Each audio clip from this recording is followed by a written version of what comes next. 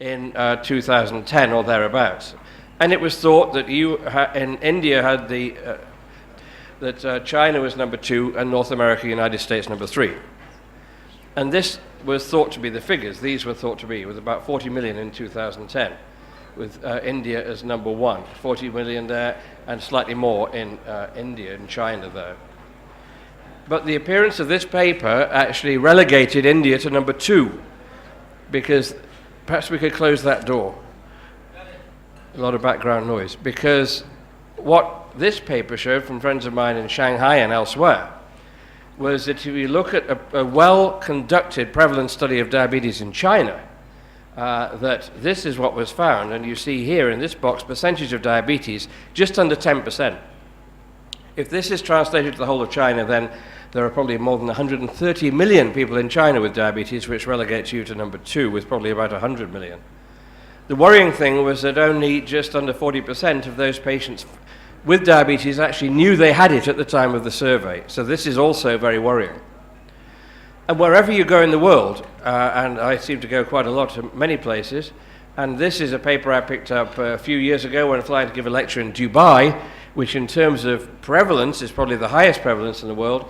And here in the front page of the national page was cases of diabetes growing faster than projected, and the cost is phenomenal there in dirhams. But not only there, if you go to Europe even as well, and this is I picked up on the way to the European Diabetes headquarters in Düsseldorf, on the flight from Manchester to Düsseldorf, die Süße Falle, or the sweet trap. So it's not only developing countries, it's right across the world. There's no country that's exempt from diabetes.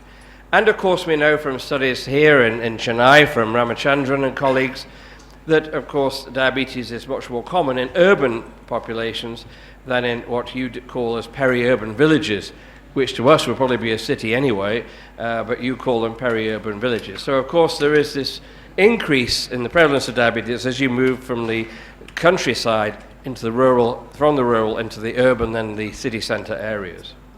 So we have a war against diabetes, and in any war there will be many casualties, and there will be battles. There will be local, regional, national and international battles, and that's what it behoves us to lead in terms of reduction of the huge problem of diabetes across the world.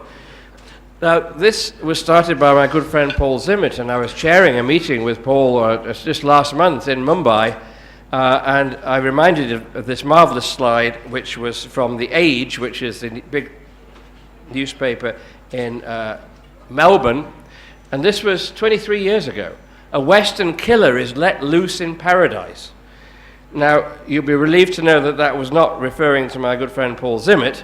The Western killer was actually diabetes, and it was, of course, that his studies in the Polynesian islands across the Pacific Ocean that realized with westernization the epidemic of type 2 diabetes, and that was over 20 years ago. And he used these terms, if you like, Coca-colonization of the world, a culturalization. And you know, the first time I came to Madras 30 years ago, I got in a wonderful old ambassador, and I didn't see any fast food outlets. Now I come here, and immediately I see Dunkin' Donuts, McDonald's, Burger King. This is what I call a culturalization, which is a bad catch you have from us in the Western world. And the United States, of course, led the way.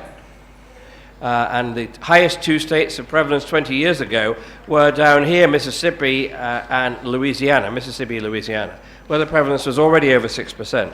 But the map of the United States changes color rapidly to 98, and then 10 years on, 2002, we have most of the states, apart from these where hardly anybody lives, the sort of prairie states over here.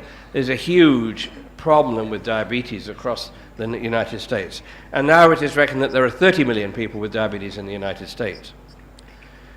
But within Western countries and also within your country, there are differences according to ethnic background. And these are studies from my good friends in Miami, where I also have a visiting professorship, Neil Schneiderman and colleagues. And this is the Hispanic Community Health Study. And this is looking at the prevalence of non-communicable diseases in the ethnic minority Hispanic population, mainly in the southern United States. This was in 4 cities, one of which, of course, was Miami, another was Los Angeles.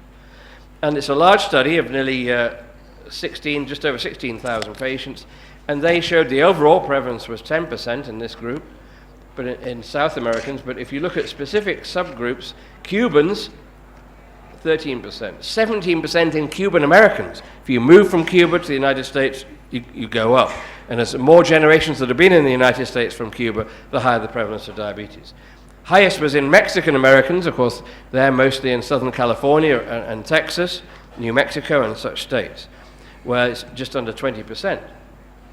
So this is showing the huge problem in certain ethnic minorities. And I know in this country, for example, and we have many patients in the UK from different parts of India, for example, in Gujaratis, diabetes is particularly common. And this is what I call a culturalization, a sort of typical Manchester medical student's lunch, which I wouldn't recommend to you. Even worse, in Scotland, you can get deep-fried Mars bars, so you have all your calories in a few mouthfuls that you need in one day, and probably not in the form they should be taken. This is fish and chips without the mushy peas, but we've got reverse westernization. The number one popular dish in England now is chicken tikka masala, so at least we're learning something else from you, and we're getting away from fish and chips. But we have this diabetes epidemic worldwide, and this is a gentleman by the famous Chicago Cubs field here in Chicago, and I think there's no doubt that this gentleman is obese. There's a large prevalence increases we're seeing across all nations, and this is one of the greatest health threats to us. Looking at this gentleman, I'm more worried about the safety of the fire hydrant, and he might be getting a rather large unexpected enema if he stays there too long. And of course, not only in the United States and England as well. It was Mark Twain who wrote these words: lifestyle changes last about 2 weeks and are soluble in alcohol. And we have the evolution of mankind, if you like, across the many centuries until just a few hundred years we get to the McDonald's man. And I had to show you this slide from an American, of course, who's, I think one could not dispute his claim on his T-shirt that he overcame anorexia. And this is the ultimate in sloth leading to diabetes. This is a gentleman here who can sit and drink a beer and walk his dog and play television games without expending more than a few calories all day. But seriously, if you look what was going on 100 years ago in Europe, we were in the midst of the First World War. And in the First World War, there were many casualties, huge numbers. And this was, of course, started by the assassination in Sarajevo in 2014 of the not very popular Archduke Franz Ferdinand of the Austro-Hungarian Empire. And this triggered a series of events that led to First World War. And it was estimated that around 4.25 million people died on the battlefields each year. But let me draw your attention to this statistic, which is more worrying. And that is, in 2013, the IDF, WHO, estimated that more than 5 million people across the world died as a consequence of diabetes. And yet diabetes is seen by others in medicine, a mild disease, a touch of sugar. I think the message is there is no such thing as mild diabetes, and it's a very serious condition.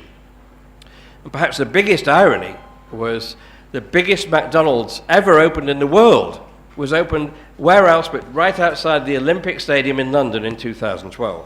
Now, if that's not irony, I'm not sure what is. This is a patient who I met when I first started as a consultant in Manchester in 1986. And she was a lovely lady who I met, and she had all these problems. She had just started peritoneal dialysis. You can see here the patch for her nitrates for ischemic heart disease. You can possibly see the scar from a coronary artery bypass graft. You can't see very well, but she can't focus because she's blind and she's got no legs. And she's in her 40s. This is what I call malignant diabetes. The outlook for these people is worse than almost every cancer, with the exception perhaps of lung and pancreas. And yet our friends in cancer research are very good, perhaps through fear arousal, at raising money for research. Similarly, our people in cardiovascular, heart disease, are very good. Diabetes, a mild disease. The message is diabetes is a very serious condition, and if you've got all these late complications, your outlook is worse than in every form of cancer, and we have to be more proactive in screening and raising money for research in diabetes, which is one thing we're trying to do at the European Association for the Study of Diabetes. So let's turn now to the management of hyperglycemia in type 2 in 2015. These are our guidelines, which you're very familiar with, first published 3 years ago, revised in January of this year, to take into account new drugs that have come to the market. Now, if you look at this graph, which is looking, if I can get this pointer to work, at the development of drugs for hypertension in the last 60, 70 years or so. And we started off with vasodilators, adrenergic neuronal blockers, diuretics, and we move up the cascade, a gradual increase in the number of drugs we have for hypertension. What about diabetes? How do we compare in diabetes? Well, insulin, of course, was discovered in 1922 in Toronto. And then we had the sulfonylureas and the biguanides. But the biguanides, because of fear over lactic acidosis in the United States, were withdrawn completely in the early 1970s after the UGDP study. So for many years in the USA, they only had sulfonylureas and insulin. In Europe, we had metformin, sulfonylureas, and insulin. And I'm pleased to say we were right, they were wrong. There was a recent meta-analysis looking what evidence is there that metformin is associated with an increased risk of lactic acidosis. The answer was there's none. There's no evidence at all in the literature. Most of the studies come from fenformin. Metformin is a very safe drug, and you can probably use it to late stages of renal impairment, at least down to a GFR of 30. Probably lower, if the truth be known. There was an editorial just last month in the British Medical Journal covering this very point. So metformin is an excellent drug. But if you look what happened after the mid-1990s, we had an explosion of new drugs. We've overtaken our colleagues in hypertension.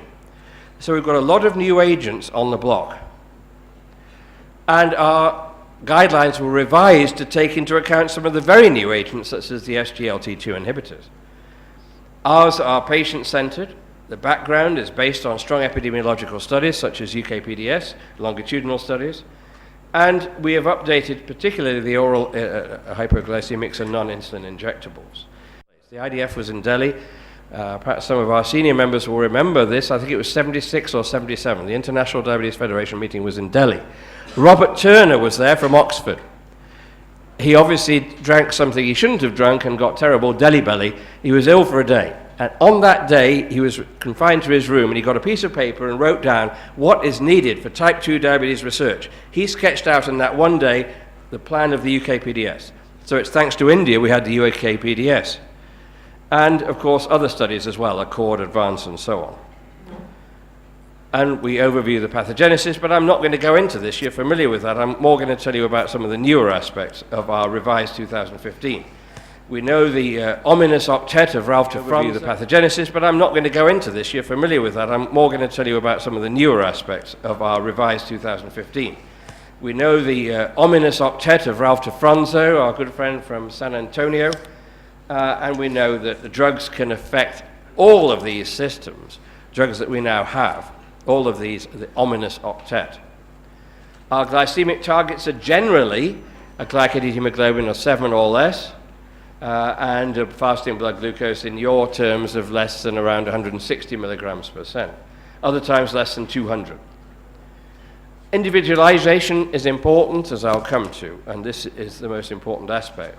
And you're familiar with this slide. If you're not, you can download this free of charge from our journal Diabetologia, January this year, or Diabetes Care, January this year. And we go through each of these aspects, patient-centered aspects, life expectancy, the patient's views, their consideration, age, and so on. First of all, what about the risks of hypoglycemia and approach to the management of hyperglycemia? And here you can see, for those patients who have a low risk of hypoglycemia, who have a short duration and so on, we're going for the tighter control on the end of the slide there. So that's this left-hand end. I would use the pointer, but I'm not very good at pointing at two screens, so I'm using this mouse, which is sometimes problematic. And then we talk about the approach to the management of hyperglycemia. What is the duration of the disease? Of course, if you've got a short duration, then it's very important to go for tight glycemic control. Similarly, for life expectancy, if you've got a long life expectancy, you're 22, you've just got type 2 diabetes, tight control is very important. But remember the words of George Bernard Shaw. He wrote the book before he died, and he died in his 90s. called The Doctor's Dilemma, and he wrote this, and he's probably writing to our American colleagues. Don't try to live forever because you will not succeed. And of course that's true. So we must take that into account. And this is from my good friend Spence Taylor, who's a vascular surgeon in South Carolina. He said the human life is a sexually transmittable disease with 100% mortality. And of course he's right too. So, if you've got someone in their 90s, quality of life and not being obsessed about glycated hemoglobin of 6.5% is much more important. And also, as we know from ACCORD, other comorbidities are important. If they're absent, and I can't get the mouse to work now, but if you, on the left-hand side you've got no comorbidities, then tighter control, because you don't want to get them. If you've got a lot of cardiovascular disease, there may be risks in running the glycemic control too tightly. And lastly, we talk about established vascular complications and the patient's attitude. This is crucial. If the patient's sort of a patient, what we say, has external locus of control, you say, well, you monitor your blood sugars, and they come a month or two later, and we advise them how to change. So, no, doc, whatever you say, I will do. I will not change it myself. So you've got to be careful with that kind of patient. And lastly, of course, what resources are available? Can you afford these drugs? We talk about therapeutic approaches first, lifestyle, and I was privileged to listen to your wonderful Prime Minister yesterday, Mr. Modi, who gave an inspirational speech at the opening of the conference that I attended, and of course the practice of yoga, relaxation, exercise may actually be helpful, and we hope to be involved in discussions with people here on some proper good research to actually confirm this rather than the case series that currently exist, and some trials which aren't ideal. Weight optimization, healthy diet, and so on. And then we have the oral agents. And I'm not going to go through this. You've seen this in the original guidelines. And we're going to talk about those drugs that are regularly used by guanides, sulfonylureas, thiazolidinediones, DPP-4s, and SGLT2 inhibitors. And then, of course, injectables. Again, nothing is new in medicine. Listen to the words of Henri de Monville, who wrote in France hundreds of years ago, in 1320, anybody who believes that anything can be suited to everyone is a great fool, because medicine should be practiced not on mankind, but on the individual sitting in front of you, and it behoves us to remember that. So, we approach the patient with metformin, still an excellent first-line drug in most cases. And then we have added to the second choice drugs, we have added, with the revised, the SGLT2 inhibitors, the new drugs on the block. And then we go on to what will be the triple, and then perhaps insulin at the end. And of course, if patients have contraindications to metformin or very high blood glucose at diagnosis, we may go straight to a dual therapy or even insulin. And then we look at, if we're trying to avoid hypoglycemia, what drugs we can safely use.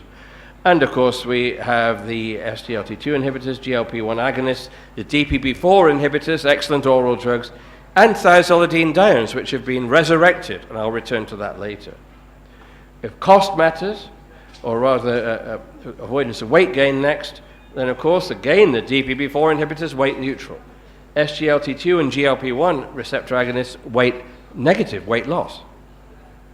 And lastly, of course, minimization of costs, which is important for many societies, certainly in our National Health Service, then metformin